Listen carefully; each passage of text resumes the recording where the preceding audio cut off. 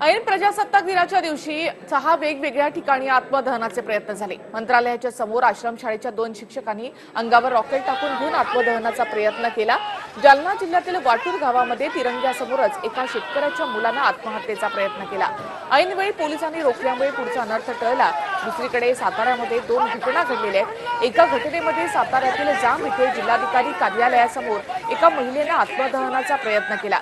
गावातील एका व्यक्तीच्या त्रासामुळे महिलेने वैतागून स्वतःच्या अंगावर पेट्रोल ओतून पेटवून घेण्याचा प्रयत्न केला, मात्र पोलिसांच्या प्रसंगावधानामुळे या महिलेचा जीव वाचला। तर दुसरीकडे ऊस कारखानदारांच्या थकीत रकमेसाठी युवासेना जिल्हाध्यक्ष रणजित भोसले यांच्यासह कार्यकर्त्यांनी अंगावर रॉकेल ओतून आत्मदहनाचा प्रयत्न केला। या प्रकरणी 20 कार्यकर्त्यांना पोलिसांनी ताब्यात घेतलेले आहे। परभणीमध्ये मॉडेल उर्दू शाळेतील शिक्षिका अहमदी सिद्दीकी अब्दुल माजिद यांनी जिल्हाधिकारी कार्यालयासमोर आत्मदहनाचा प्रयत्न केला।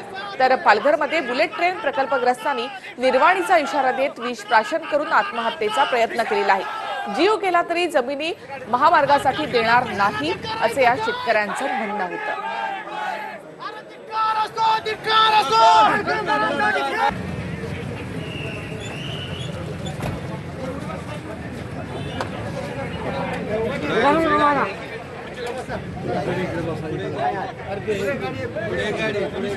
असणाऱ्या जिल्ह्यातील कारखानदारांनी